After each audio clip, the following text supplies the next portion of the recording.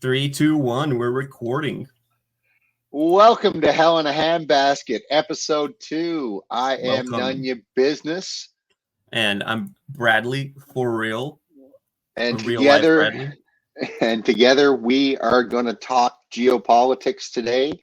And Bradley and I were on the DPA open mic on Sunday. It was a lot of fun. 100th anniversary of, or 100th episode, I should say. Yeah. So that was a big milestone. Here we are on episode 2. So I guess we've got some catching up to do. But yeah, it was a lot of fun, man. Yeah, it was. It was awesome to have to see a lot of old faces show up, like people like Alan, who we haven't seen. We don't see him very often anymore. So it was awesome to see. Even we had some big names pop up. We had Grisha. What's his thing? The kid who used to stream for Wagner show up. Yeah. So that was pretty cool. But today, the topic we want to kind of tackle is one of the biggest pieces of news that you're not reading about anywhere in the Western media. And I was looking at the news today. It wasn't on the front pages of anywhere. Nowhere. Yeah. And that is the BRICS Summit in Tatarstan. So I think maybe a good place to start out is with maybe laying down, excuse me, some of the background for why this discussion is an important one to have now, and why this should matter to you, who are a Western world dwelling English speaker. What does this mean, and why is it a big deal? So I think we should start there. Sure. Well, I think most people, if you're checking this out, you probably have some familiarity with BRICS, but a little bit of history. The BRICS was formed, I'm going to say, a little over 20 years ago now. Sounds about right. And it was at the time a very loosely based organization. BRIC. It was initially BRIC, stood for Brazil, Russia, India, China, and then later on, I think in 2009 maybe, South Africa joined to become BRICS. So the BRICS organization, like I said, it was formed largely, I guess, to counter the G7 or be an alternative to the G7. I think that was probably the initial intent is, how do we form our own sort of trading bloc? And they've been sort of working on that for the last 20-ish years, we'll say. But it's really accelerated, I would say, in the last 2 or 3, particularly ever since Russia went into Ukraine and all the geopolitical tension that have happened since then. I think it's caused a really rapid acceleration of BRICS.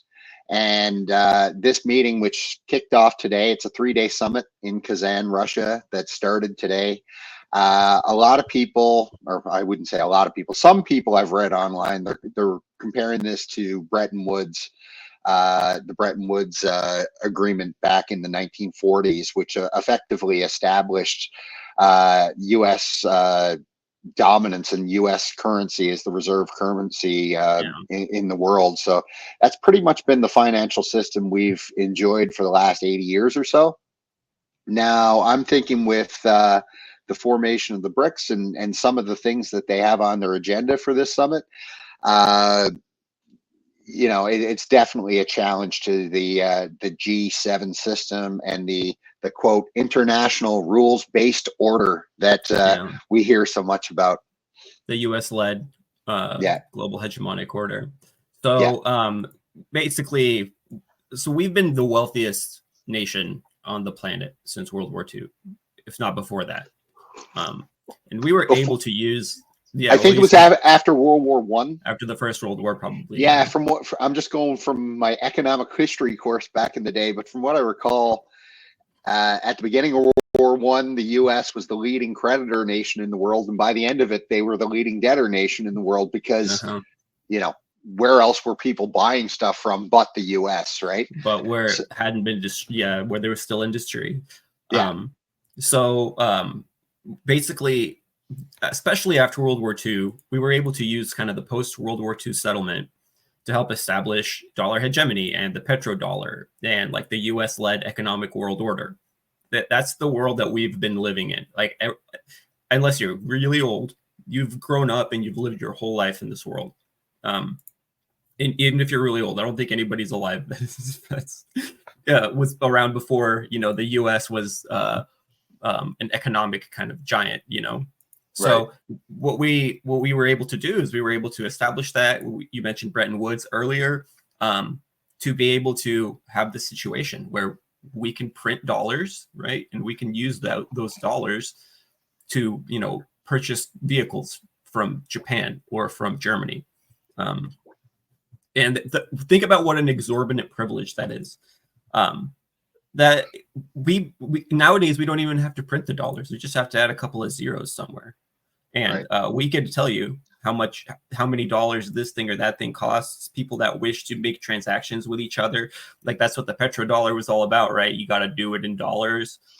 When there were challenges to this kind of economic world order, the United States would do things like Libya, right? Like that was one of the things. That was one of the issues with Libya, where Gaddafi was trying to create a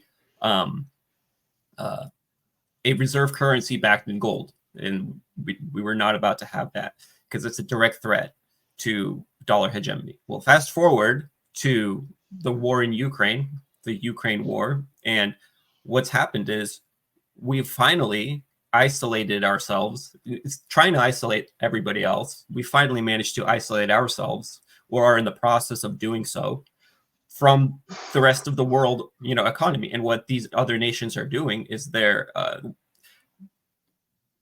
saying, like, why are we transacting in dollars? Why are we doing this? Why do we have to hold reserves in currencies that are at risk of them just snatching them up? Let's not continue to be complete victims to this situation, right? And that's what this is. That's why this is a big deal, because this is going to change. It has the potential to, I should maybe say, change everything about how we know life as it is. Out here in the West. I mean, I'm sure certain places will be worse off than others. But I have kind of an article. Unless you want to add something to that first. Or? Well, no, I agree with your point. I don't think people realize what a benefit having the world's recurrency really is to a nation, because effectively, think about it, every transaction that's being made, you're getting a cut of that. Mm-hmm. Right? Because there has to be a conversion into your currency. So when you think about all the transactions that happen in the world, and the U.S. getting getting a little cut of each piece, all of that adds up. And to lose that tool, exorbitant privilege in the tool, yeah, I don't think people. Oh, none of you're cutting out. Something's up sorry. with your audio. Yeah, can you hear me? Yeah, it's better. Okay. Now. Yeah, sorry, I cut out there for a sec. I don't think people realize, to your point, how big of a deal having the U.S. dollar as the world's reserve currency is for the U.S., and how much de-dollarization will impact us. Because when you think about it, what's the definition of inflation? Is loosely defined. Inflation is loosely defined as too many dollars chasing too few goods, right? Mm-hmm. So as the world de-dollarizes and moves away from the dollar, and we'll talk about the financial system when we get into BRICS, but as the world moves away from the US dollar, that means all those dollars have to come home, right? So, you think inflation is bad now at 21% over the last 3 years. I think it's going to get a lot worse, because what we've seen in the last 3 years, they'll give you all sorts, right? They'll give. Can you hear me? Yeah, you cut out for a split sec, but you're back.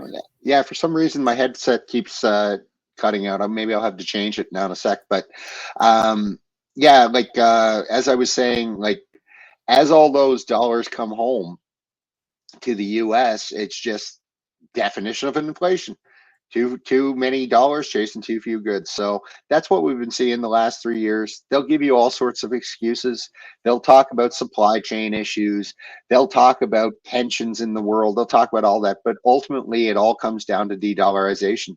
Like the world is de-dollarizing pretty rapidly, I would say. And we should expect to see inflation continue. And the problem now is we're kind of in this stage now where we're in a period of stagflation, really, because if they can't have rates being too high because everybody's broke, but they can't reduce them because that'll cause more inflation. So it's kind of a continuous loop now that we're in, and that's not a good sign. Right. And so I pulled up this article because I think it has a lot of just chock full of really cool information from BNE Intel and News. And basically, they point out some really interesting statistics, like number one that I was just looking at. See if I can find it. Oil and gas. The BRICS members, including the new members, Saudi Arabia, which Saudi Arabia is technically not a member yet, right? Mm-hmm. The UAE and Iran together control over 50% of the world's known oil deposits and 43% of global oil production. I'll add to that they also, Iran also has control over waterways, so that there's also that. Raw materials. Russia is a cornucopia of raw materials and home to large deposits of nearly every element on the periodic table. China's foremost resources. It has caught the U.S. napping by building up a virtual monopoly in the process on the processing of a majority of the world's rare earth minerals and other exotic materials that are now essential in the production of things like EVs and computer chips. So this is something that we've talked about before in terms of like silver, for example. A lot of this stuff actually has industrial uses. And when the rubber hits the road, you're going to have to eventually dish out however many of those dollars you're going to need to in order to make that microchip or that camera or whatever you need, gold and silver and titanium and all this other stuff for. Yeah, absolutely. And let's talk a little bit about some of the agenda items that are on the table at BRICS. I think probably the biggest one that we expect to hear some news about will be the BRICS payment system. Yeah. So BRICS Bridge, right? Enbridge, yeah. Well, here's the deal with this. My understanding of the payment system, so just so everybody knows, back when Russia went into Ukraine, they were kicked out of the SWIFT settlement system. Right. Now, the SWIFT settlement system, the SWIFT system is effectively, it's a U.S. managed, U.S. led financial messaging system. So all the banks that in the world and all the various commercial banks and the central banks for those countries, they're all, they all have accounts on SWIFT, and basically SWIFT is used as a messaging system amongst commercial banks for transactions. So that's really all it is. It's not overly complex. Like I said, it's just a means to communicate amongst banks. But the problem that Russia faced when they invaded Ukraine in February 2022 and they were removed from SWIFT, that effectively meant all of their commercial banks couldn't transact globally. So it was a big deal at the time. In fact, President Biden referred to it as the nuclear option at the time. Right. Keep in mind, there was no plan to really go to war with Russia. We were supposed to win on those sanctions. Yeah. The economic war was supposed to do it. Right. The idea was we're going to kick Russia off SWIFT. Their economy is going to collapse, and then everybody will rebel and overthrow Putin, and we put Navalny in. Yeah, you got it. So that was pretty much the thought, I think. So it was a big deal when they got kicked out of SWIFT. Yeah. But Russia, over the last 3 years, as we've seen, they've figured out ways around it. And now with the BRICS summit, they're looking for an alternative payment system. Now, Well, they're developing it. They're not even yeah, looking for it. They're yeah, working they're on it. developing it. Yeah, so there's a system called mBridge, and my understanding is the BRICS payment system, the back end will be this mBridge system. Now, Okay. the mBridge system is a system that's been in the works for a while now amongst a handful of countries like I think China, Saudi Arabia, maybe Thailand, Hong Kong, a couple others. But basically, they've been piloting this system for a while, and several months ago they announced that they were successful in the pilot. They achieved a minimum viable product, and what that means is effectively it means that it's ready to be rolled out.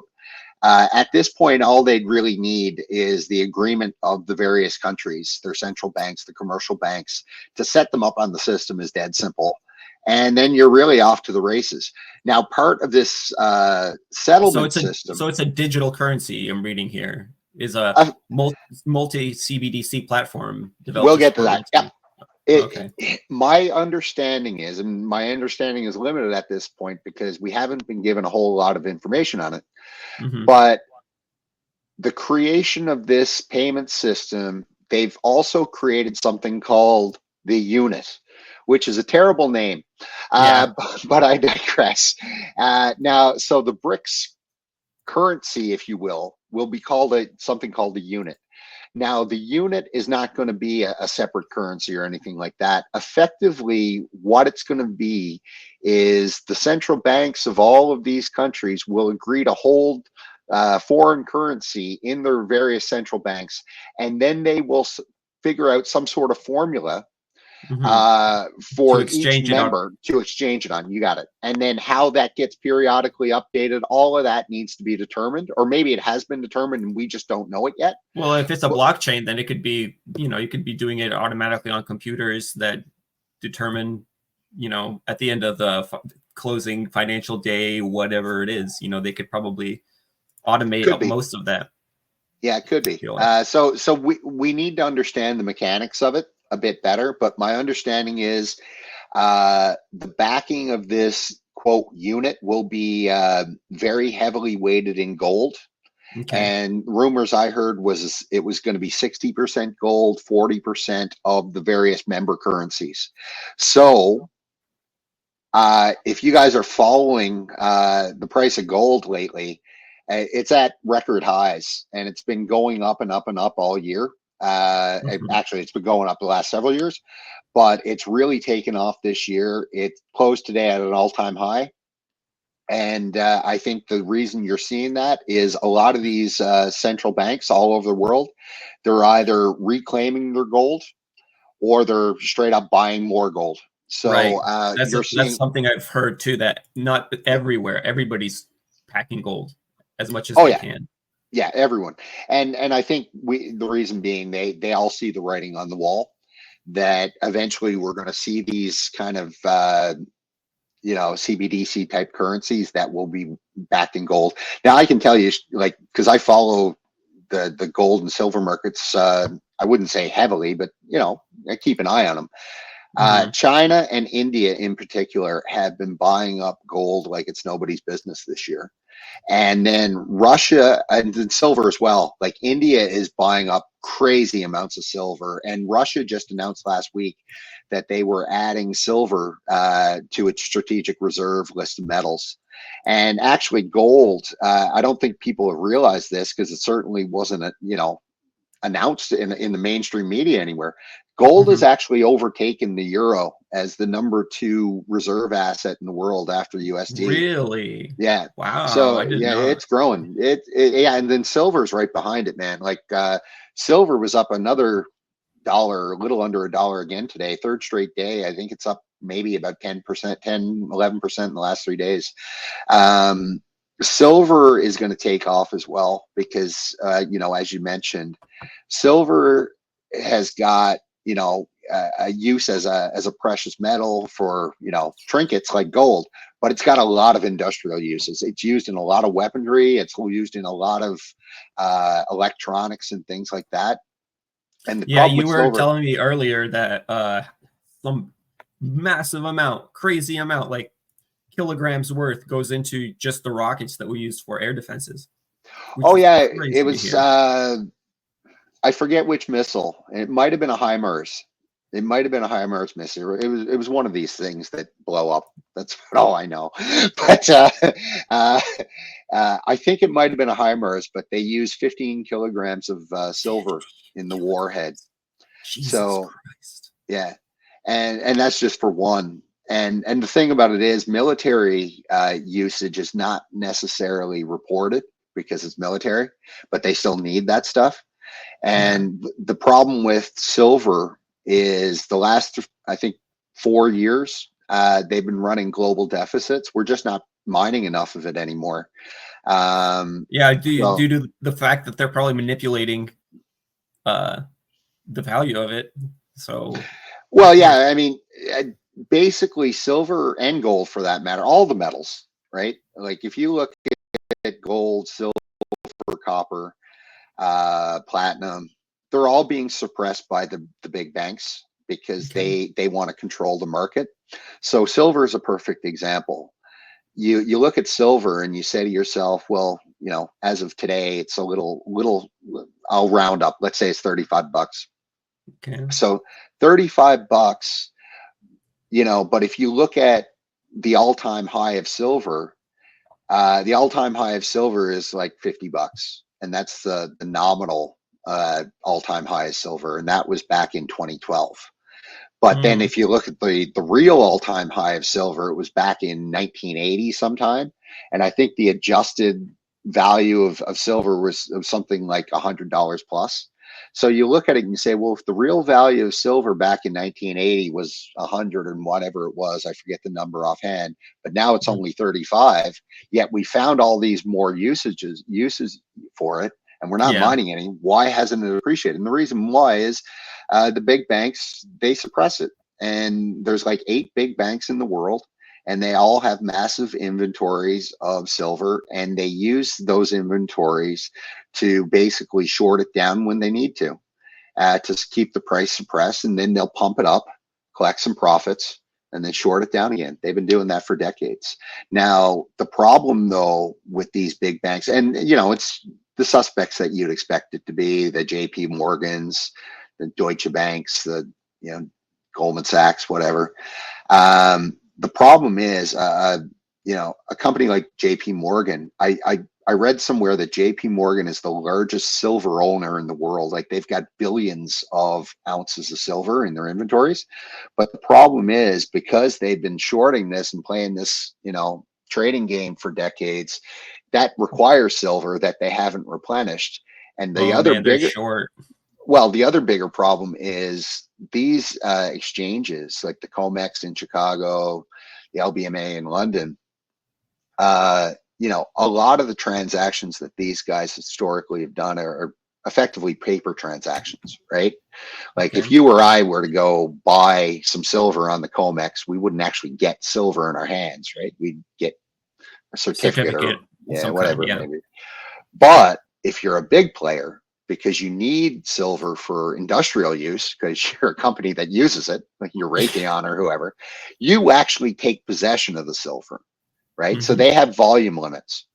The problem now is all these big countries out there, the big central banks, they're actually standing for a delivery. And what that means is when they say, hey, we want 800 million ounces of this, but we don't want the certificate. We expect delivery, right? So now what you're seeing is a big shift. All of these metals are shifting outside of the West and outside of these markets over to these countries, their central bank vaults or whatever. So what that means is the inventories are depleted. That means that the price is going up. And I think that the price is only going to continue to go up because we just don't have the inventories left uh, to play that game. Basically, what the people over in the East have figured out, the Chinas and the Indias of the world, is, hey, if we just have it delivered over here, Hmm. we can control the price. And now you're actually seeing that. If you look at Shanghai, for example, the Shanghai market, the price of silver right now on the Shanghai market is roughly $3 more than COMEX, right? So what do people do? Arbitrage, right? So you buy Yeah. it on you don't if Buy it you here, sell it yeah there. Yeah, if you don't care that the Chinese are inherently evil and all the nonsense that you hear in the propaganda, and you just want to make $3 an ounce, you're going to buy it here, sell it over there. Not a problem. And that's what's happening as well. Kind of reminds me of what was it? GameStop gate, whatever it was. Oh yeah, yeah. Yeah. Like, Too bad yeah, we you didn't guys get in are, on it. it's not like it's already spoken for, you know, like, Yeah. well, so I guess you got to make it up somewhere. But speaking of the BRICS Summit and speaking of commodities, one of their agenda items on top of the payment system, another agenda item that we should hear some news out of, they were talking about the establishment of a commodities market. So something that would rival the LBMA and the COMEX. So if that happens, you know, I would say it's goodbye London market. Like they're Yeah. finished, you know. But Yeah. that's another agenda item we should expect to hear something out, because they were talking about the establishment of it. I'd assume it would be established in Shanghai, where there's an existing market, but I guess we'll hear more about it. But An that was existing. another, yeah, that was another big item that they had on our agenda. And then obviously a third item that they had on their agenda that I hope we hear more about is the development of the BRICS Bank. And the development of the BRICS Bank will be an alternative to the IMF and the World Bank. So, you know, it'll be effectively the BRICS funding arm for international loans. Mm-hmm. So, Yeah. so I can kind of see it, you know, challenging the IMF and the World Bank, but I can also see it replacing the Belt and Road. Yeah. So, really quickly, I'll share my screen one more time. So if we take a look, I'm just going to pull up that article again from BNE and Telenews. So if you take a look, they talk about how, in terms of, where is it? Let's see. In terms of, together, the 10 countries of BRICS represent 35.6% of global GDP by purchasing power parity, more than the group of 7 major democracies. I love that, 7 major democracies.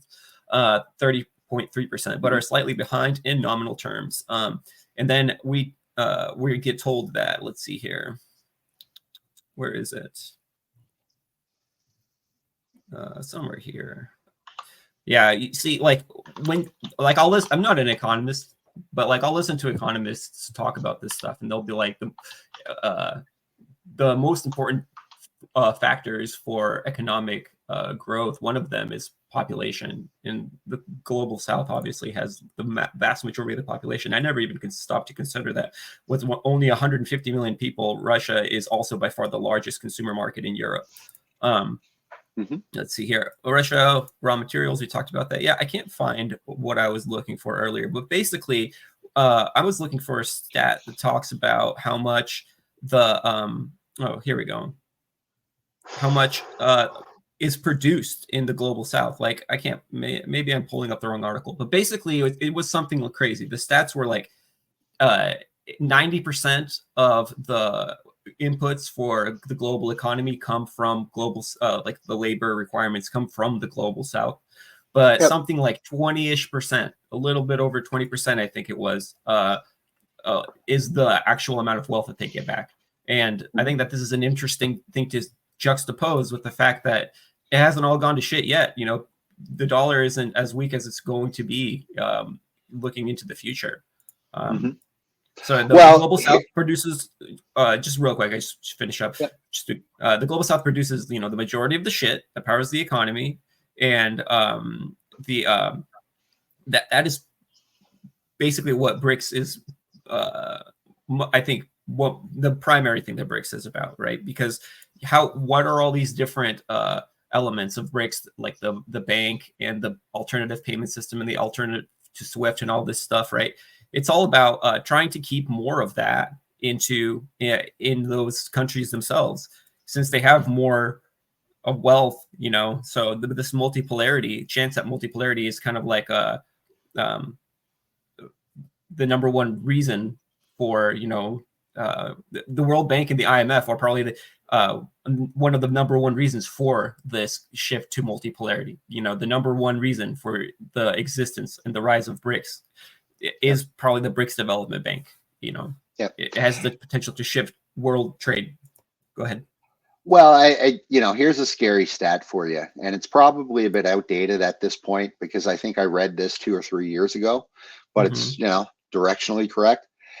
The U.S. has 4% of the population of the world, and it consumes 25% of the world's resources. Yeah, I've always heard that we're a remarkably energy inefficient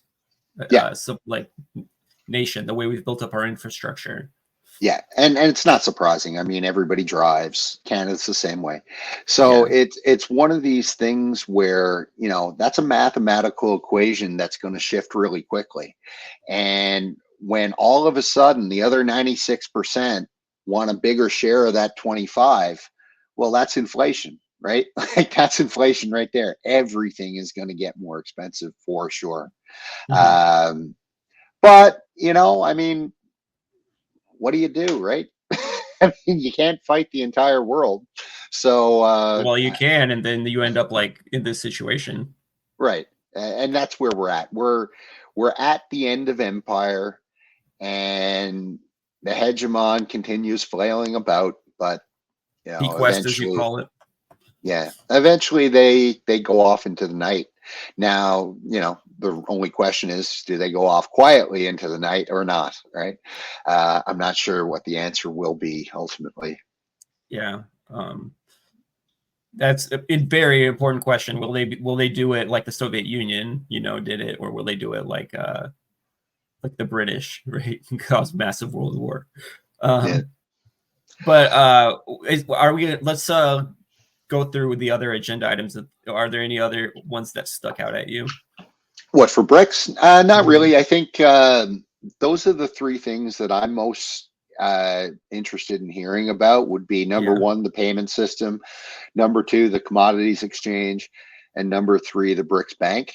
I don't think we'll hear about any new members being announced, though we'll probably hear about like a short list or something. And I also don't think that Saudi Arabia will announce that they're formally joining, because I think that MBS is probably waiting until after the November election to make any moves. So we probably won't hear about Saudi Arabia joining BRICS until 2025. But make no mistake, they've already joined. I mean, if you look at what they're doing, trading privately, oil and yuan. Yeah, that's it. Yeah, they've already moved. They've already made their choice in where they're going to head. But no, I don't think we'll hear about any new members, though I'll be curious to hear about, if they come out with any sort of list of people who have formally, inquired about it. Because I'll bet you we'll hear some countries there that might surprise us, like Austria or something. I don't know. A NATO country joining. I'll be... Well, Turkey's applied. Turkey. Yeah, Turkey has applied. I'll be surprised if they ever make it to be like a full third member of BRICS. I don't think I see that. Like, I mean, look how much they've rung them around the rosy with the EU, stuff. Like NATO is one thing, so I don't know. Well, you know what I'd love to see? I'd love to see Hungary join, because who's to say? Well, who's to say you can't be a member of two different economic blocs? Who's to say that? Right? So they're a member of the EU, they're a member of BRICS, nothing wrong with it, right? Like, what would the EU say about that? What could they say about that? What would we say about that? We probably wouldn't be happy with it, right? So yeah, but Hungary what still do you do, has right? ties to Russia. They still have that pipeline and stuff. I think it would be hilarious. It would be funny. It would be a hilarious moment. So before we move on from BRICS, then I think the one last thing I kind of want to touch upon in terms of the importance of BRICS and how it has the potential to completely shift the global landscape, is about how BRICS will present an alternative not only to dollar hegemony, but also to Western institutions, which have failed in recent times. And there are historical grievances against the West for the way that the unipolar moment was handled. Sure. The United States, with the let's say, for example, the Palestine issue, right? This will be an opportunity to create new international framework of alternative, institutions and treaties and stuff like that to address these kinds of issues. And once those get established, then there'll be a lever to help legitimize issues like, for example, the Crimea or Taiwan. What will these institutions say about those situations? What will they say about Israel? I hope that doesn't happen. I really don't hope. I hope that doesn't happen.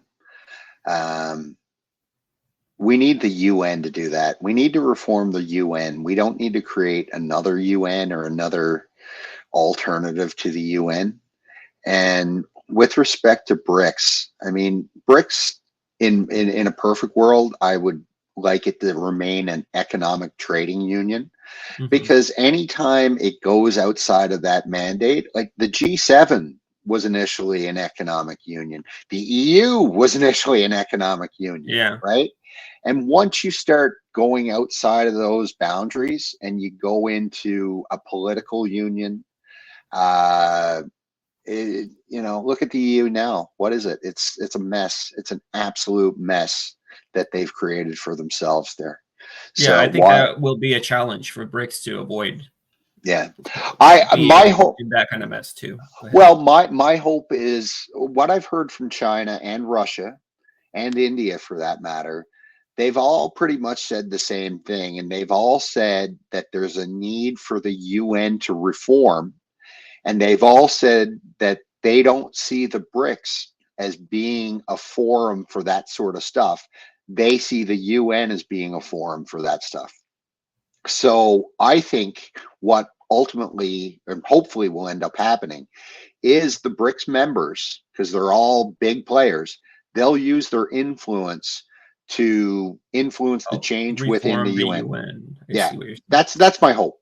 And I think that'll happen over time, because what we're going to see is, well, we're already seeing it, guys. I mean, this shouldn't shock anybody who's been to the grocery store lately, but everything in the West is declining. Everything in the BRICS nations is going up.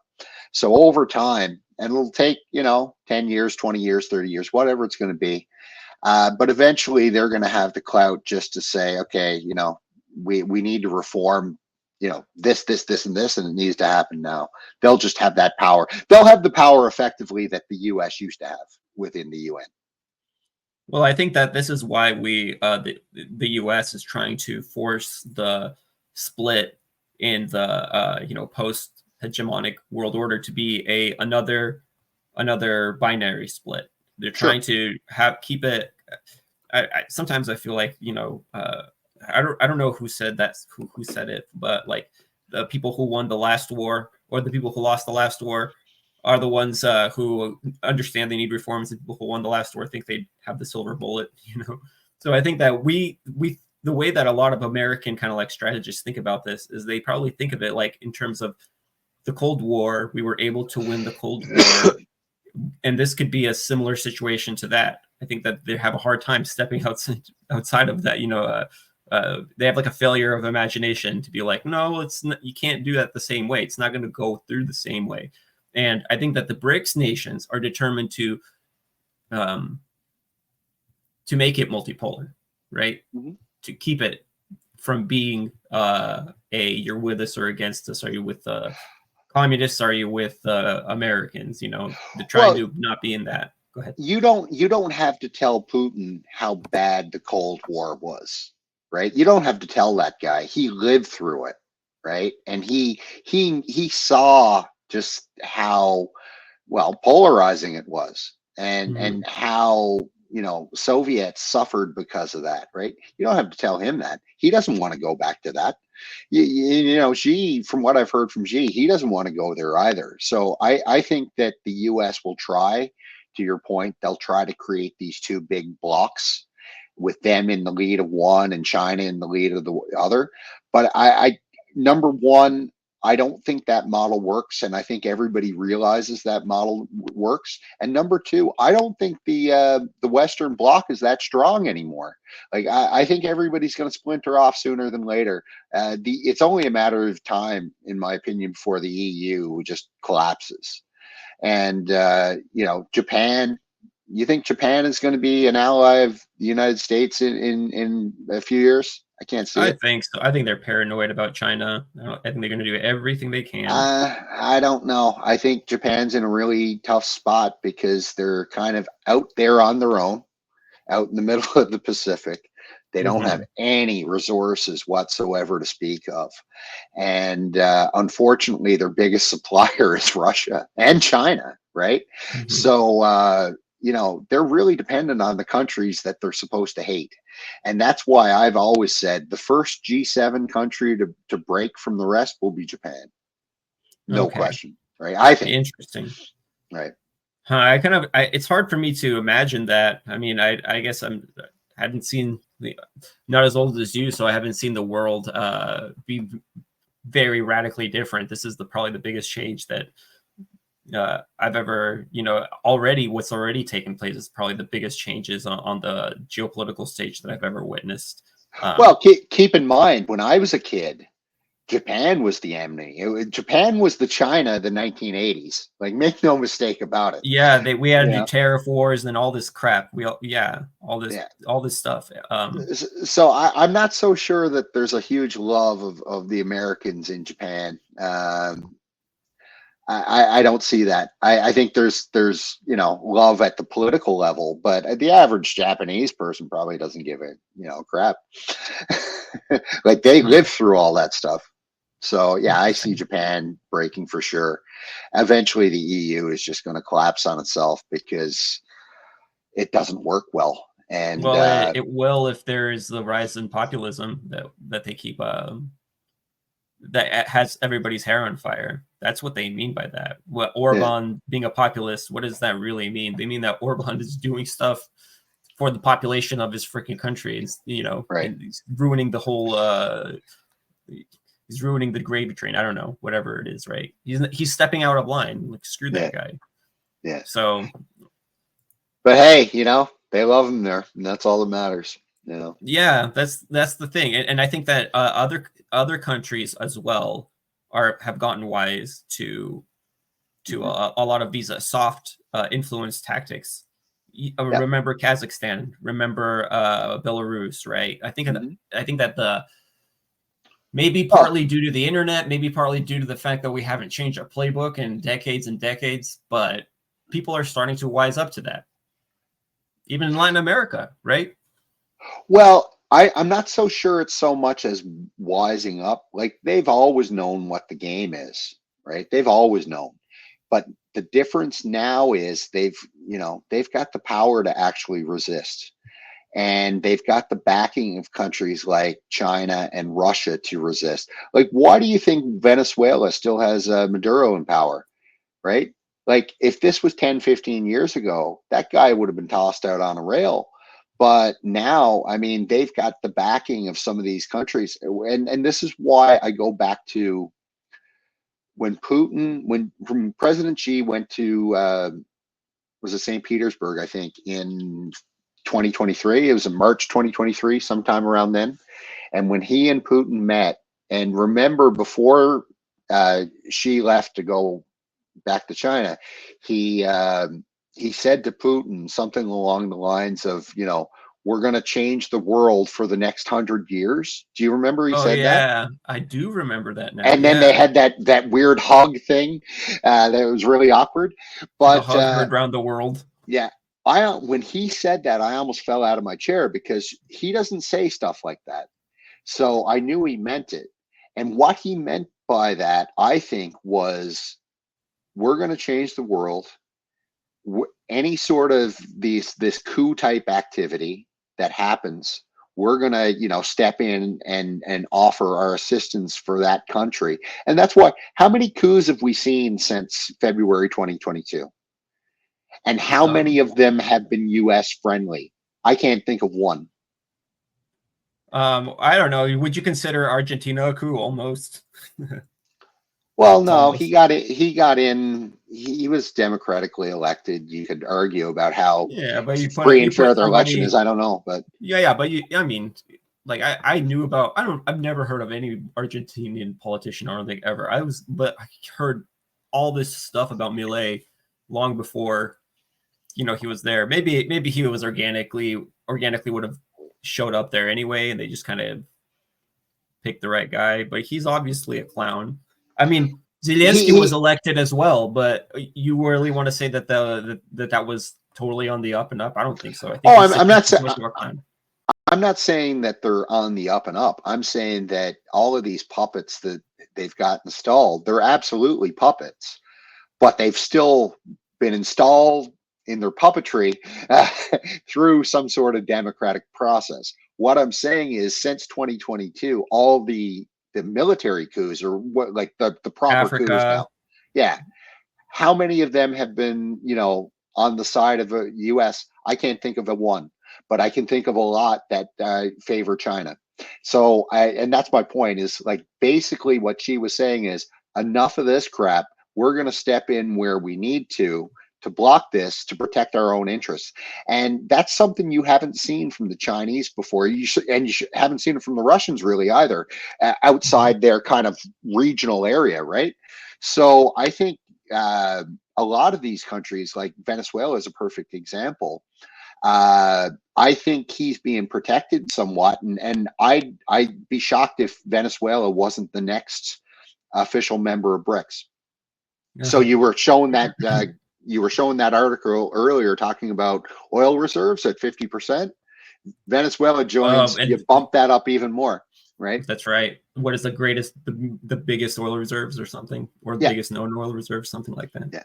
So I think with the BRICS, if you think about it, if you step back and think about what's going on, you can see that the BRICS side appears to be doing everything right now, whereas we just seem to be flailing about and, like you said, throwing everything at the wall and seeing what sticks. Yeah. So I'm thinking about how much of a difference is going to have on somebody. Okay, so let's say you have South American nations like Brazil and Venezuela. Let's say Venezuela is part of BRICS.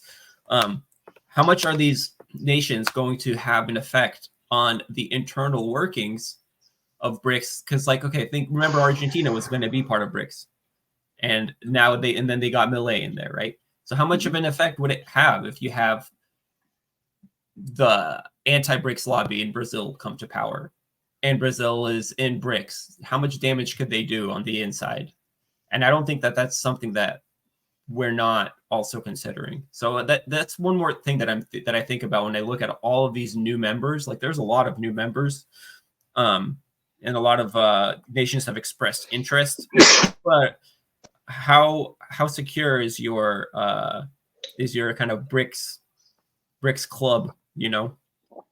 Oh, it's a fair point. I mean, you've got China and India as members of BRICS, not exactly best buds. You've got Egypt and Ethiopia as members of BRICS, again, not exactly best buds. But I do think that, I guess the hope is, through the establishment of BRICS and the cooperation of BRICS, and more importantly, the trade within BRICS, you will help kind of ease some of those tensions. And maybe it's working. Like, I don't know if you noticed, but just this morning, I think it was, China and India announced that they had come up with some sort of border agreement, patrol agreement along I heard something about agreement. That. Yeah, so basically they've agreed of where and when their respective troops will patrol, so they don't get into a situation where they end up throwing rocks at each other. Yeah. So it seems like an insignificant thing, but the fact that they even reached that agreement tells you that they're working towards a bigger agreement. And both Xi and Modi have said that, right? They want to find a solution to this issue. I think it tells you that China is making compromises with India. Absolutely. Because, Xi's not a dumb guy. He probably, if I was to guess, he probably said to Modi something along the lines of, listen, you're wrong, but... Well, no, he wouldn't have said that. He probably would have just said, listen. I know, they're both Asian. They wouldn't do that. Yeah, he said, listen, the two of us have got the two leading economies in the 21st century. we've got the opportunity to do really well. The biggest population on the planet. Yeah, you know, yeah. What are we doing? Yeah, let's just come to an agreement on this friggin' border out in the middle of nowhere, and let's get into the business of doing business. And that's what they want, right? Both the Indians and the Chinese, they don't want political stuff. They don't want land. They just want to trade with everybody and make money. That's it. Yeah. Right? Yeah. Especially the Chinese. That's like stereotypically so, right? That they're just trying to be good business people, trying to sell shit to the world. Well, that's basically the whole world, though, right? Like outside of the West, people don't have time for identity politics and social crap and all this other nonsense that we get bogged down with in the West. They just want to make a buck, feed their families, and try to have a better life for themselves. Like all this other nonsense that we dwell on so much here, it's so foreign to the rest of the world. It really is. It really is. It's a good segue to our next section. But Yeah. like if you go to, I don't know, Tanzania somewhere and you start talking about pronouns and equality, people have real life issues that they're trying to address. But yes, I think this is a great opportunity to segue into what Nanya and I have been discussing, like trying to add maybe a section to the show called 2 Scoops of Crazy. So what the idea is, every week we'll try to find something that's fucking bonkers. It's like 2 scoops of crazy, My favorite ice cream, by the way. Best flavor. Excellent. So for 2 scoops of crazy, yeah, we're going to. This is crazy. So, do we want to set it up? Okay, okay. Well, I guess go ahead. So basically, this was a legitimate Democratic National Committee ad in support of Kamala Harris. And for those of you who are following the election, so maybe we should add that for a topic for next week. But basically, it seems like Vice President Harris is not doing too well the last few weeks in the polls. So one of the things that they're trying to shore up is their male voting base, because according to their internal polls, men are just not feeling Kamala Harris that much. So they've created an ad to try to target, the men out there to get on the Harris train. So let's take a look, shall we? Let's run it straight through, and then I guess and then we'll comment on it afterwards. Yeah, okay. Sure. Let's do it that way. I'm a man. I'm a man. I'm a man, man. And I'm man enough. I'm man enough to enjoy a barrel-proof bourbon. Neat. Man enough to cook my steak rare. Man enough to deadlift 500 and braid the out of my daughter's hair. You think I'm afraid to rebuild a carburetor? I eat carburetors for breakfast. I ain't afraid of bears. That's what bear hugs are for. I'll tell you another thing I sure as shit am not afraid of. Women. I'm not afraid of women. I'm not afraid of women. They want to control their bodies? I say go for it. They want to use IVF to start a family? I'm not afraid of families. They want to be childless cat ladies? Have all the cats you want. Woman wants to be president? Well, I hope she has the guts to look me right in the eye and accept my full-throated endorsement. Because I'm man enough to support women. Man enough to know what kind of donuts I like. Man enough to admit I'm lost, even when I refuse to ask for directions. Man enough to not ban young women from reading Little Women. Or one of those pants books that the sisters like. I'm man enough to raw dog a flight. It sucks. Not worth it. I'm man enough to be emotional in front of my wife. In front of my kids. In front of my horse. I'm man enough to tell you that I cry at Love Actually. Good Will Hunting. West Side Story. That And I'm sick of so-called men domineering, belittling, and controlling women just so they can feel more powerful. That's not how my mama raised me. I love women. I love women who support their families. Women who decide not to have families. Women who take charge. And I'm man enough to help them win. Dun, dun, dun, dun. Oh my God. So where do you begin with that, right? Like, I watched that ad and I really didn't know where to start. Like my brain took a couple seconds because I didn't know if it was real or not. Like I was so convinced that it was a joke. I didn't believe that it was real. I had to verify that it was a real ad. So, No, but see, like that, it's too much. That is too much. I can't.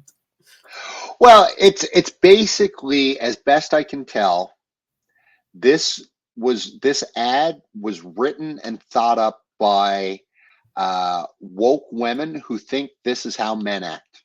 But I'm telling you, no man acts this way. No man. Even gay men don't act that way. This was a woman who wrote that thinking that this is how men act. Like, okay, first of all, here's the first thing I'm thinking. Look at this guy. Hold up. All right. Is that guy even allowed to drive? Like, what is this? Is it even legal to put this old man out on the road? Where is he? He looks like he's cross-eyed. If you're sharing something, I don't see it. Oh, you don't see it? Hold up. Let me show. I see. Damn, sorry. Here it is. Yeah, so there we go. So this dude, he looks friggin' cross-eyed. Is he even allowed to drive, especially a motorcycle? I don't know if I trust that guy. Drive motorcycle. I love how, well, where is he? Where's the black dude? Go away. Black dude's like, I'm man enough to know what kind of donuts I like. I don't even know what that means. Like, what does that mean? I don't know. And I wonder if maybe he took, you know, where's Homeboy over here? He took Homeboy's line. Like, this is the dude that is man enough to know what kind of donuts he likes. He eats carburetors for breakfast. What he didn't tell you is that he also eats donuts for breakfast. This is the reason why this man is out of a carburetor, because of the first one. Well, I think that each of these are all characters, right? And I think that like, whoever thought, well, like, what man sits like that? Like, he looks like he's freaking a ring bearer sits like that. No, he's going to the Sears Picture Studio for Family Portrait Day. That's exact. But no man sits like that at all. That looks so uncomfortable. But I think that whoever dreamt this up, and I'm convinced it's some woke woman who thinks that this is what men are like. Each of these men are characters who are playing a part, right? So if you like the old guy, they're targeting like the seniors. That's your grandpa. That's your grandfather. A biker dude, because nobody can afford bikes. And like when he was, you know, when he was this guy's age, he could afford a bike. Yeah. This guy can't afford a bike. This guy has to eat carburetors for breakfast. Poor starving soul. What does he do with the tomatoes? I hope he eats those for breakfast too. They put him in here because he is a subtle. He's a subtle nod to the gaming nerds out there, who are just like, you know, completely so far gone that they just never leave their house. He has an empty bucket, like your mom told you to take out the trash, you know. But except for cowboy version, I'm gonna take out the what fertilizer. I love how the plaid shirt is like 4 sizes too small. Like, there's no way he's buttoning that up. There's no way. I didn't even notice that. Oh, and the cowboy hat, like, he's just a mess. You got the muscly guy in there. Yeah, you got the muscly guy in there because, you know, men like weights. The manly man. Yeah, exactly. So this is the manly man at the freaking gym, right? He's a man enough to know what kind of donuts he likes and that he's not afraid of bear hug. This right here. Like, if he's a guy, if he's a cowboy, and I don't know about you, I've never seen a cowboy look like he just walked out of a Gap ad, and that's what this guy looks like. Like, there's nothing dirty about him whatsoever. But yes, you're right. He's your everyman, average sort of guy, right? He's afraid of the horse. He's like, I don't want to stand too close to that thing. Yeah, he's gonna get my shirt dirty. His character is your average everyman. And, you know, you could go through each of these and kind of identify why they're in the ad, right? This guy's in the ad because he's man enough to raw dog a flight. I think that, I don't know how appropriate that is. So friggin' weird. A lot of this stuff is really weird. And it just seems like, okay, this is what I mean by it's too much. Like double entendre. It seems like it's double entendre. Man enough to admit I'm lost. You want to ask directions? Okay, fine. You know what? Women, I think some women maybe have some kind of a stereotypical thing, or it's a joke, or it's a trope. I don't know. Okay, fine. Well, that's what I'm saying. This ad was written by women. I have no doubt. No doubt whatsoever. Okay, the Little And- Women thing. See, what I'm thinking is like no man would know what the book Little Women is. We just wouldn't, right? Like that's why I'm saying this was written by women for sure. I'm not afraid of women. I'm not afraid of families. I'm not afraid of IVF. I'm not afraid of women because I identify as one. No, I shouldn't. That's freedom stuff. A woman wants to be president. Oh my gosh. I hope she has the guts to look me right in the eye Well, I offer and her accept my full-throated endorsement. That's another one. That's a double entendre. That this is, you know what I mean? Like, this is my conspiracy theory is that the Kamala Harris campaign, maybe they outsourced the ad Kamala Harris pack to a studio that had a bunch of Trump supporters or people that were just comedians. They're like, you know what? Let's make a skit, kind of like, you ever see that old fake commercial for what was it? Norwegian Blue or something? I don't think I have. So there's like it's basically like a infomercial, and they're selling you some kind of thing called like Norwegian Blue. And at first it seems like it's like a pill that's like an antidepressant, but then eventually they have like Norwegian Blue air conditioners and Norwegian Blue like all kinds of random products that obviously you start to understand this is not an infomercial. This is a joke. The whole thing is a joke, and that's what this is a little bit like. It's like a skit almost. Hey, we're gonna have to make an ad about being man. Okay, fine. You gotta have the look. You can't really skimp on that. That guy looks like your dad. That guy looks like, you know, your a neighbor who is annoying. This guy right here is the basement dweller, taking out the trash, watering the tomatoes. Of course, we have cross-eyed grandpa looking for his carburetor, which was eaten by the other guy. Which was eaten by this guy in the first place. And the reason why he had to get a carburetor is because this dude, who knows what kinds of donuts he likes, noticed that he bought the kinds of donuts that he likes. Like, see, he was not only man enough to know what kind of donuts he likes, he's also man enough to eat the donuts too. I'm man enough to cry at Love Actually. It's like, what are we talking about here? I know Love Actually. It's like a British movie from like 20 years ago. It's a Christmas movie. Mostly associated with by women. So again, I go back to my 100% sure theory that this was written by some woman who thinks that men think this way. And it's just symptomatic, I think, of the Harris campaign the last few weeks, because they keep changing their narrative every week. So after the debate with Trump, and Harris got a good pickup from those polls. After that, if you recall, the first couple weeks after it, everything was Trump is weird, Vance is weird, Team Trump is weird. They're all weird, and that actually resonated, right? That actually got a bump up, and then for some reason they stopped doing that, and then for a week or two they started into Trump is dangerous. You can't elect Trump because he's a dictator, blah, blah, blah, blah, blah. And that didn't really and that didn't resonate with people because we all know how he's going to govern because he's done it before. And now last week they switched the narrative over to Trump is old, which again doesn't work because anytime you hear an ageist argument, you're automatically going to think of Biden. So, you know, and you're going to say, yeah, Trump might be older than Harris, but he's not as bad as that other clown. So they keep changing the narrative, and now they're, you know, trying to move over to this. Look right here we have. This is MSNBC. So yeah, this proves my point right here. In one page, this is one screen, just one screen. Yeah. We have Trump is tired. Yeah. We have a Trump is stupid. Yeah. We have a memory's going. Yeah, we have a Trump is old. Yeah. What else do we have? Dems bracing for a possible crack in the blue wall. We also have a oh shit, it's not working. No matter what we say, there might be a crack.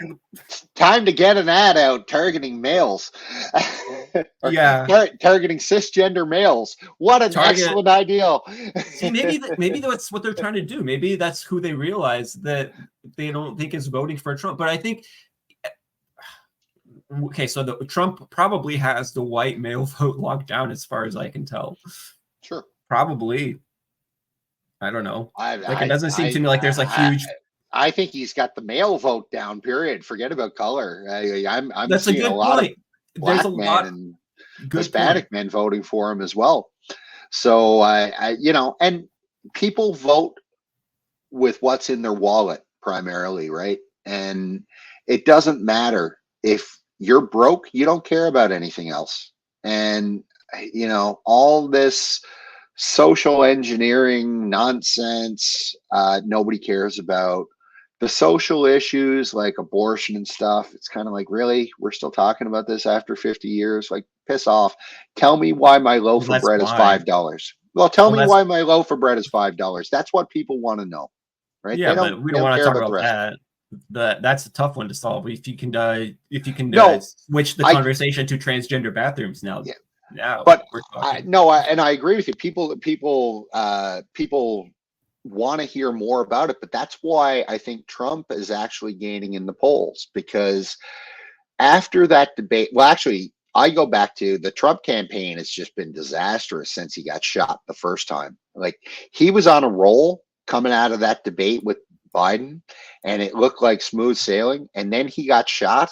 And then it was like, my God, the guy got shot. Add another 20 points to his score. This one's going to be, a bloodbath. Yeah. And then for whatever reason, he just And then tanked he it. tapered off. Yeah. Yeah, well, he tanked it and he started going off message. But now, ever since the Vance Waltz debate, they're back on message. And the message is just 2 points that they keep hammering home: economy, immigration. That's it. And that's all they're talking about. So if you're listening to Vance, who's doing a great job out, shaking hands out on the Messaging, putting camera. a good face on it. Right. And if you're listening to somebody like Vance who's talking about the things that you're concerned about, and then you got Bozo Harris and Bozo Waltz over talking about, joy and, openness. Hope you change and the hope you change yeah, shit, as they yeah. call. People are wise to that. They see through all that stuff now. Like, people are just too broke to care about that stuff anymore. And Or that's the bottom line. an increasing majority of people are. Yeah. Yeah. That's to say. Yeah, Yeah, so this that's is why that the "I'm a Man" act, it's been nothing but ridiculed. At the same time, I think it was the same day that ad was released, was the same day Obama came out and chastised did the black men. whole black men thing. Yeah. Well, Yeah. man. So it's Has he clear to lost me it? Has that Obama lost it, or did he just never have it? And we just thought that he was more charming than he was. I don't know. yes, that's exactly what it is. I think everybody got roped into the first black president thing and change you can believe in, and people wanted to believe that, particularly after 8 years of Bush, right? Yeah. Like, it was impossible for Obama to lose that election. Because everybody was so fed up with Bush at that point. And then you got this young guy, he's hip, he's fresh, he talks He cool looks and all different. that. He sounds different. Yeah. So everybody bought into it, but everybody sees him now for what he is, which he's just another globalist hack He's just who's a in the neocon. he's More like another a neo-lib. he's a neocon hack who's in the pockets of whoever's pocket he needs to be in order to make some money. That's it. I feel like he's and more of a neo-lib, but he's definitely a neocon as well. Well, neocon, neo-lib, is there a difference anymore? Well, I think usually, if I think about it, I think the difference for me, at least, is that neo-lib is more the financial side, and the neocons are more the bomb them into submission. Because Obama was willing to do things like, for example, not arm the Ukrainians, right? That drove a lot of people crazy. So it's not that he was not a neocon. Like, look what he did to Syria, right? But he was a little bit more on the, I feel like, neoliberal approach. Well, I think you're giving this guy an awful lot of credit for a guy who leveled Libya without remorse. So I think Obama was just holding off on arming Ukraine because he was up to his neck in friggin' alligators in Benghazi. I'm thinking that's probably the reason, right? He's nothing, like you said, he's nothing but a sociopath. They all are. And people see through it now. Like, we all see it. Everybody sees. You can't go talk to a black man, any old black man on the street. Ask him, hey, did Every Obama help single you one I've out? spoken with is on board with Trump. That's just anecdotal, but every single black person I've spoken with has been open that they're supporting Trump.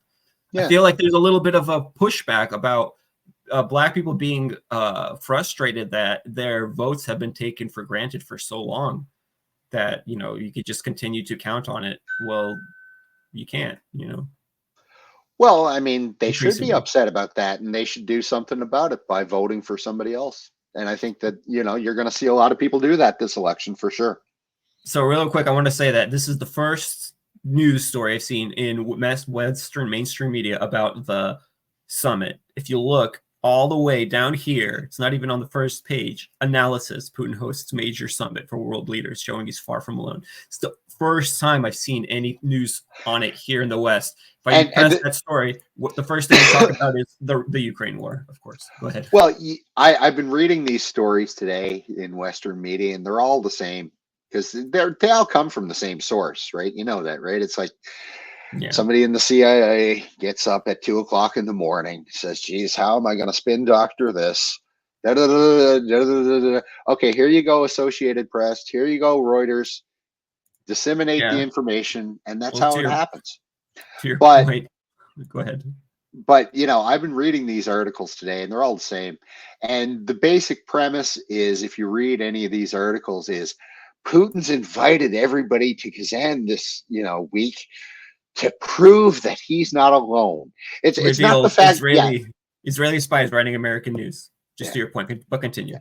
But it's like he's inviting them to prove that he's not alone, and he's going to try to convince them that they should de-dollarize and they should, you know, form a group outside of the collective West.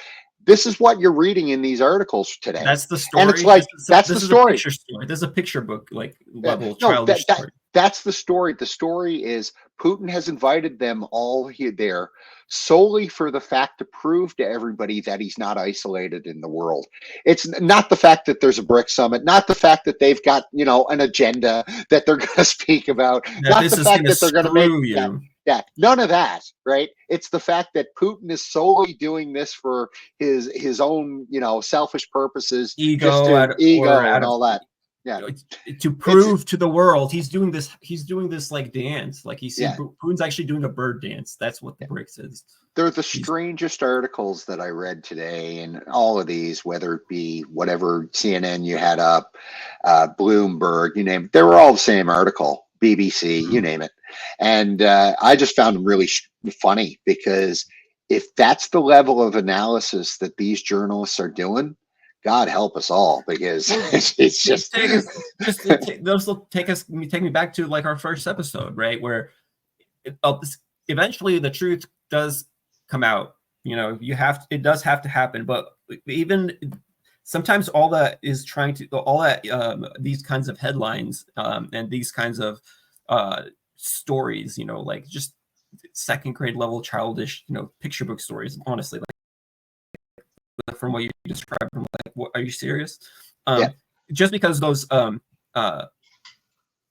what were we just talking about? Got distracted. BRICS and the stories of the mainstream media. Right. Eventually, it's going to come out that.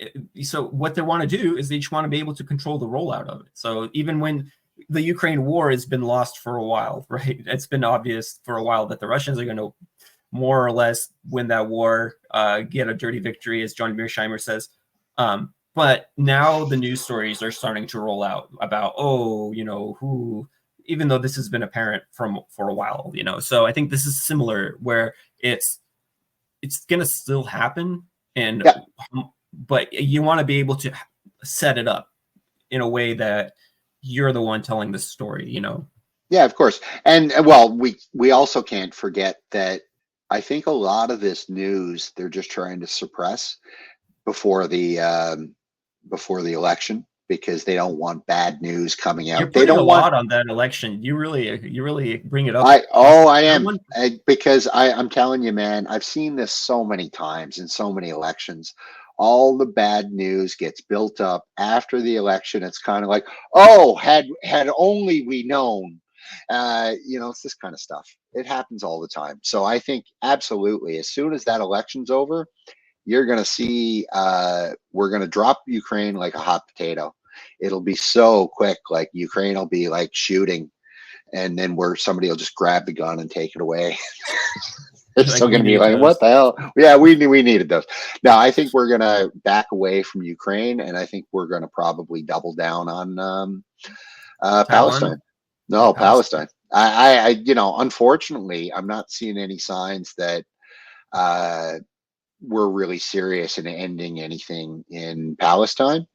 So I think on the one hand, we're holding off to cut Ukraine loose. But on the other hand, I think we're holding off before we, take the leash off of Bibi.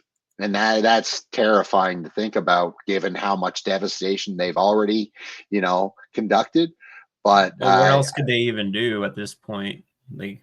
Level the whole place. I think ethnic cleanse the whole place, Lebanon included. Just wipe the entire place out, push everybody out. That'll be the plan. Maybe that's the one thing that they can do. Maybe that's the one. I mean, honestly, if you jokes aside, it's like their modus operandi. Just look at how they handled Gaza. Like level the place, carpet bomb the shit out of that. Like that's that's how they've been doing it. I don't know. The Israeli defense forces have a long, very celebrated history and stuff. I'm sure a lot of that is propaganda as well, but whatever it was, it doesn't look like that right now. It doesn't look anything like some kind of super well trained, super surgical precision, special forces clearing out houses, taking out terrorists. That's not at all what we're seeing. Sure. They're just putting flying airplanes into there, dropping bombs, and killing tons of people. So and it seems my to be their my fear is that's only going to continue, and it's only going to increase, because once you get past that election, and you either you don't win have the pressure from the left about you don't Israel. have any pressure. You got 4 years to do whatever you want. So and it doesn't matter who's next. If it's Trump, he's gung-ho about Israel, even if he personally has some issues with Netanyahu. If it's Kamala Harris, need I even say it? Do I even have to? Yeah, unfortunately, I'm thinking, the Palestinians are not long for this world, unfortunately, because it seems to me like whoever wins, the plan will still be the same. The only question now is who comes to their aid, if anybody. And we're a year into this, and I haven't seen anybody come to their aid besides some ragtag bunch over in Yemen, who are valiant enough, but they're just not big enough and not powerful enough. So, at some point, if anybody cares about the Palestinians in that region, and again, I have my doubts that anybody does, and I'm talking about the other countries in that region. Yeah, anybody in power. Yeah, at some point, somebody needs to stand up and say, we have a moral obligation to help defend these people and help, support them in any way we can. But if that's not happening, and it doesn't seem like it's going to happen, unfortunately, I think we're just going to see a lot more friggin' war crimes, frankly. So, and what has it cost them so far? Nothing. Netanyahu goes to the UN and says this is a vile body of anti-Semitism. Like, are you kidding me? Are you crazy? He's just Bibi Netanyahu is not even a sociopath. He's a straight up psychopath. Yeah, he's straight up coldly calculating psychopath, I think.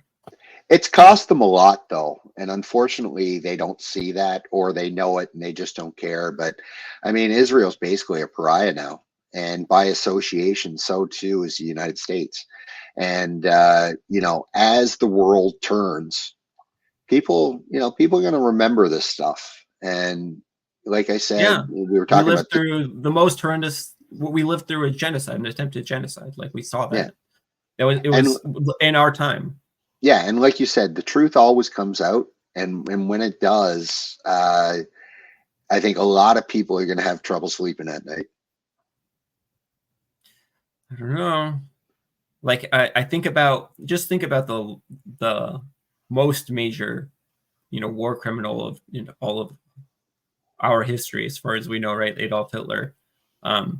There has been a lot, and even still to this day, there's a lot of guilt that they say, right? Like German guilt over World War II stuff. So that still happens, but still, like I was listening to a German professor discuss this issue, and he was like, part of the reason why a lot of people in the Western world and people in Germany wants for Vladimir Putin to be the bad guy. They want for him to be the genocidal maniac, right? Is because they want to be able to say, well, we had our Hitler, they had their Hitler, And Benjamin Netanyahu is not a convenient, he's not the one that you want to do that to. He's our guy, He's our, what did Bush say? Our bastards, right? He's our bastard. Ours. Yeah. But that narrative, that like story is still in people's heads, and it's ripe for us to put the characters into there. And that's why everybody's Hitler. Saddam Hussein was Hitler. Everybody's Hitler. And people, I think with Vladimir Putin, people really want to believe it more than other countries, right? More than Saddam Hussein. Like, you got to say he's evil. You got to say he's Hitler because, we have to justify the fact that we're killing 500,000 Iraqi children. But when it comes to Putin, I think that it's like, it's an actual threat. It's an actual, look what's happening with BRICS, right? It's actually changing the world. It's actually shifting the pillars on which the economic foundation of our planet, of our civilization kind of stands. And that's huge. Well, I think that there's a whole lot of panicked people in the West right now in various governments around the world who, frankly, they don't know what to do. And so they're just frozen. And because they really don't know what to do. Plan A, which was taking Russia off SWIFT, that was the only plan they had. There was no plan B, right? Well, I think plan B was the Ukrainian insurgency. The Russians would basically do what Americans did in Iraq, which would allow the Ukrainians to do what the Afghanis did to the Americans, kind of. But that wasn't plan B. That was plan, I'll call it B1 by necessity, right? So they reacted because plan A didn't work, so they had to react. It's not like they had any of that planned out, right? They just reacted and said, well, geez, plan A didn't work. I guess we'll just keep throwing weapons at it and see what happens. And that helped for a while when, the Ukraine had a proper army. But now, I mean, they got kids off the street. Yeah. Over time, the Russian kind of meat grinder tactics have paid off. Just bringing us back to the real world, push comes to shove. I shared that Ukraine is being backed by the majority of the world's wealth, but right now Ukraine is begging for BMP-1 armored vehicles that were manufactured in the 1960s and 70s, and you can't just go and buy as many of those as you want with dollars. You just can't do it. And so push comes to shove, and the reality asserts itself. Yep. And that's what's happening. Well, and you're right. I think they don't know what to do. They have no clue what to do. And I don't know that they'll ever know what to do, because a lot of these people, they're so institutionalized themselves, right? Like, remember Shawshank Redemption? There's a line in it where Red says to Andy, he talks about being institutionalized. And I haven't seen that movie in 20 years. Okay, great movie. Go watch it. No, I've seen it a while back. It was a good one. I just haven't seen it in a long time. Well, basically, what Red was saying to Andy was, they were all institutionalized because they had been in there so long. They didn't know how to operate outside of prison. Like, you couldn't put them back into the real world. A lot of these politicians, same way, they're all institutionalized. They You are. know what? You're right. What would they do in the real world? It'd be like a chihuahua having to live in the forest and provide for itself. You're like, whoa. Sure. I don't. Yeah, and a lot of these, and I've seen this. I've had friends who, go into politics and stuff, and they're on a course, they're on a tack, like coming straight out of university. It's like you start university and you work on your political science degree or whatever it is you're doing, and then you get in with the young The right people. liberals, the young Democrats, the young Republicans on campus, whatever it is, and then you kind of network, and that's how you become a politician effectively. Write some Right? speeches, slowly Yeah. work your way up. Yeah, so a lot of these politicians that you see, none of them worked a day in their life. Not a real job, right? Like You don't none have of any them would. actual life skills. No, What does a political God, no. science degree give you? Like, what are you going to do with a political science degree? Teach? Yeah, like none of them would have foggiest clue how to change a tire. Nothing. Oh my gosh. So, that's what we breed here in the West: idiots to run our respective countries. It seems Well, that you know what it's they been say, that way hard for men- decades. What soft men make hard times make for hard men, right? That's what they say. So we'll see. Well, Maybe well, hard times ahead will strengthen us in the end. We'll be like Russia, rising from the phoenix, rising from the ashes. Except for West version. yeah. So I guess we'll see what comes of it, but it looks like it's going to be a pretty important week ahead, and I look forward to reading up about it and seeing what decisions are actually made. Keep an eye out on developments that are happening there, because it's probably stuff that is going to be barely talked about, or it's something that's easy to miss under the radar, but it's really big stuff. It'll either get completely ignored or they'll make fun of it. That's all you'll hear about here in the West. Like is already happening, like Right. the articles that we've been managed to go. Well, I would say that it's probably episode 2. Maybe next time we could make more of a focus on the election, as we were discussing. Yeah, for sure. So have a great week, and we'll touch base again next week. That's right. Thanks everybody for joining us for this second episode of Hell in a Handbasket. Make sure like and subscribe and do all the things. Peace. Take care. Cheers.